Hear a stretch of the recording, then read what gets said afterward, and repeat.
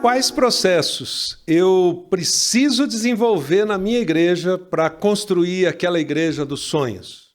Bom, essa é a pergunta que muitos pastores têm feito e eu tenho tentado responder isso por meio de diversas formas e quero te ajudar hoje aqui.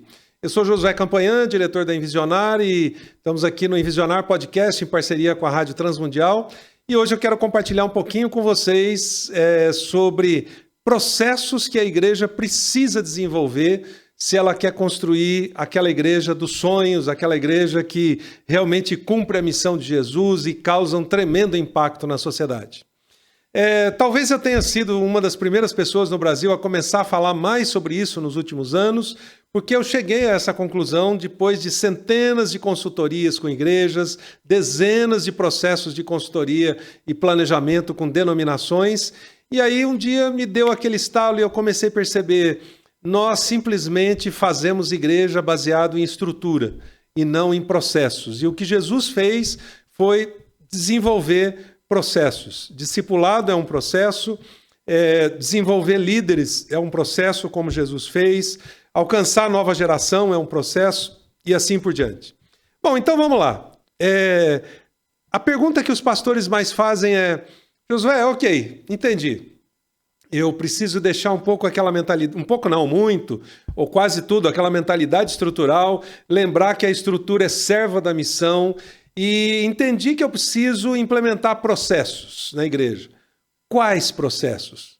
Como é que a gente começa isso? Por onde a gente passa para implementar esses processos? Bom, então, para responder essa pergunta, eu quero compartilhar com você algumas conclusões que eu tirei depois de todas essas centenas de consultorias. Não é uma receita de bolo, não é assim a conclusão final, isso aqui é a verdade absoluta, não. Verdade absoluta é só a Bíblia e nada mais. Mas eu diria que eu tenho 3 recomendações para você, pensando em processos que a igreja precisa implementar. O primeiro é um processo de discipulado.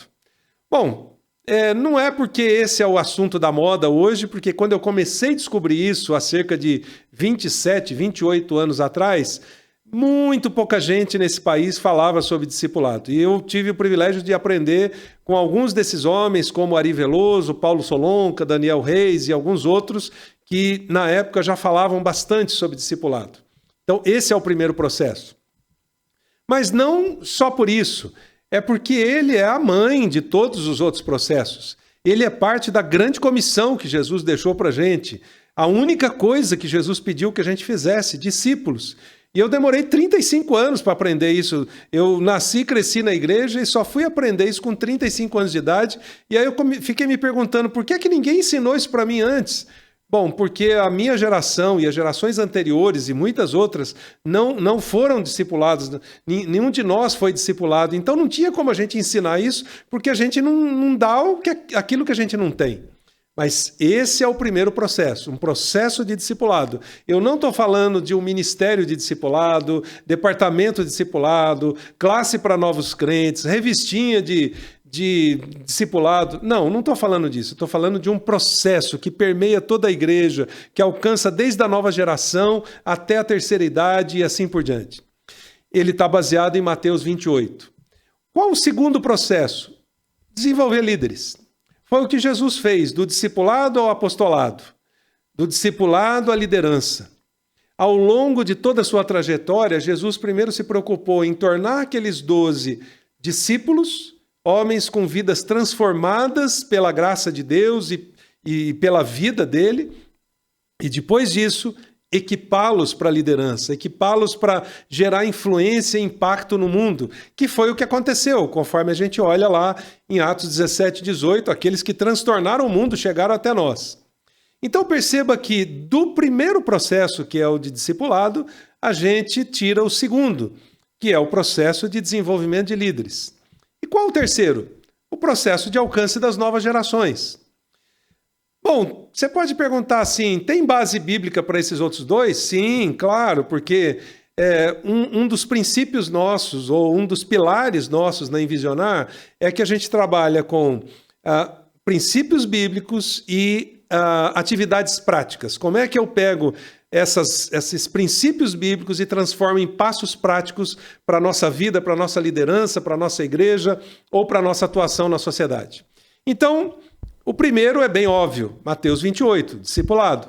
O segundo, Efésios 4. Além, obviamente, de toda a fundamentação de Jesus com os 12. Como eu falei, foi do discipulado ao apostolado. Então, Efésios 4 só confirma isso, quando Paulo diz, olha, Deus deu apóstolos, profetas, evangelistas, pastores, mestres, para quê? Capacitar os santos, para os santos trabalharem, para a igreja crescer. Eu não sei se você já fez isso, e não é nada herético aqui o que eu vou propor, mas leia o texto de trás para frente. A igreja não está crescendo. Por quê? Porque os santos não estão trabalhando. Por quê? Porque eles não foram capacitados. Por quem? É nós, como algumas pessoas diriam. Pastores, apóstolos, evangelistas, mestres, não estamos desenvolvendo líderes. Por isso, a maior parte dos pastores estão sobrecarregadas, ou querendo fazer tudo, ou querendo ser os super-homens, super-mulheres e assim por diante. Então, Efésios 4 diz, pastores, líderes, capacitem outros. Isso é um direcionamento bíblico e estratégico ao mesmo tempo. E por fim, o alcance das novas gerações. Deuteronômio 6 é um dos fundamentos bíblicos incríveis para isso, né? Fala de manhã, de tarde, de noite, na beira do caminho, prega na porta, enfim, faz tudo que for possível para você alcançar as novas gerações. Agora, perceba uma coisa. Quando desenvolvemos esses 3 processos, discipulado, liderança e o alcance das novas gerações, 3 coisas também acontecem.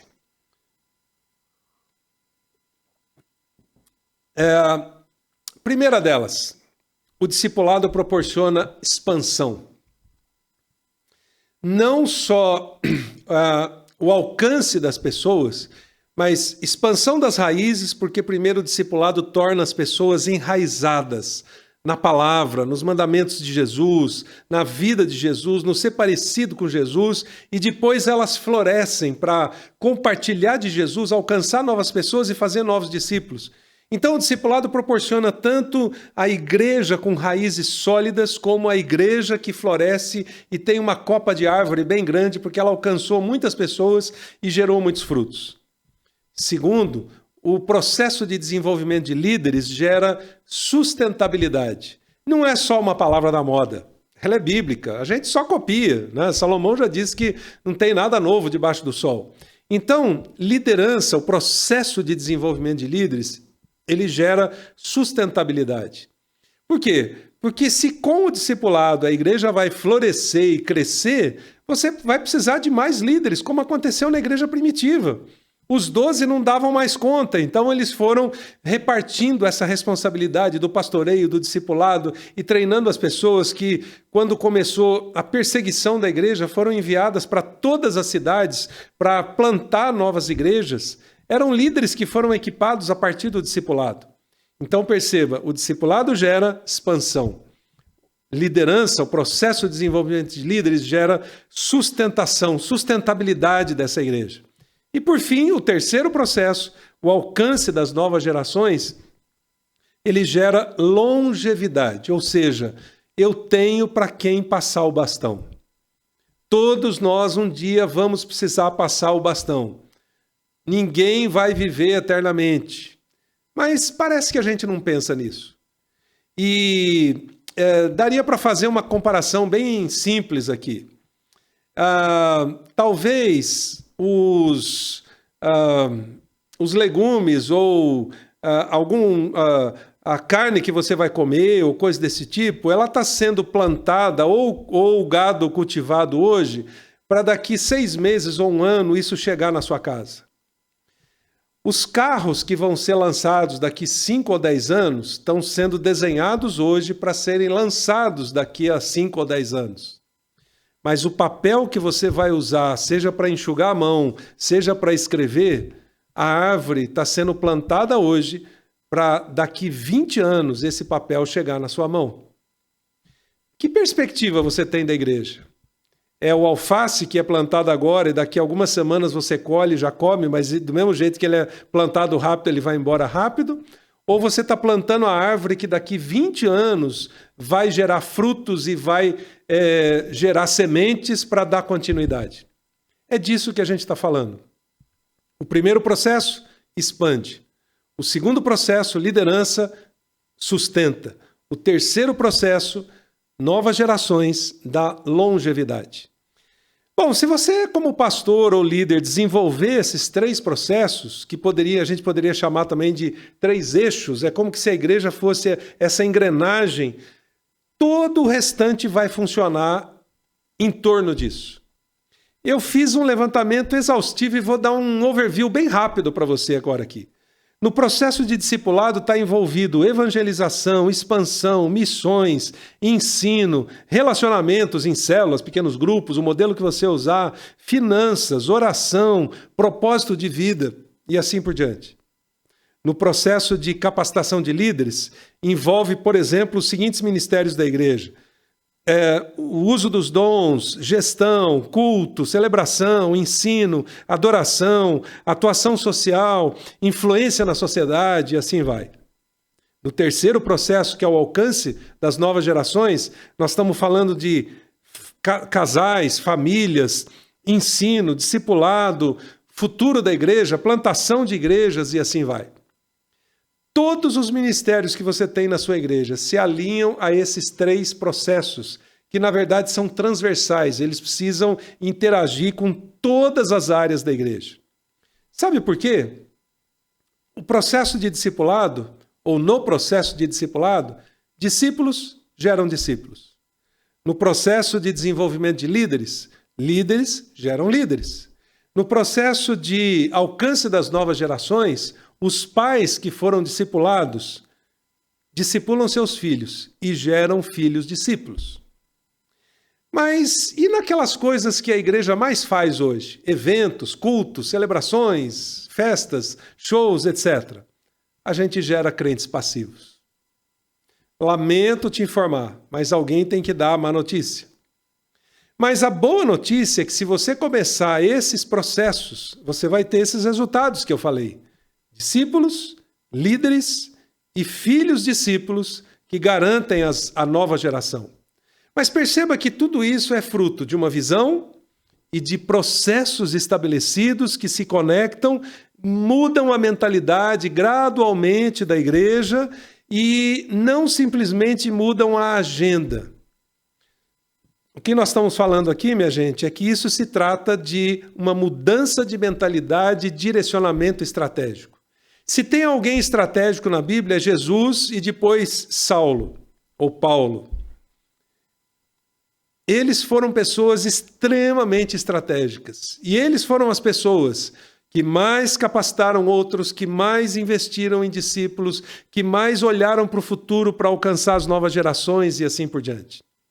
Bom, o que muda então na nossa mentalidade se a gente entende processos?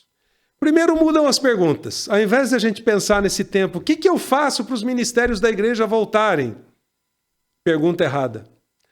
A pergunta muda. Que processos nós criamos para gerar transformação na vida das pessoas? Então, como desafio final para você, eu queria deixar uma pergunta. Como é que a sua igreja está em relação a esses 3 processos? Talvez você diga, não tenho nenhum deles. Comece hoje, o mais rápido possível. Comece um processo de discipulado, busque ajuda, leia livros, pergunte, vá atrás de pessoas que estão implementando isso. Por quê? Para implementar esses 3 processos, eu acho que você precisa pelo menos uns 10 a 20 anos.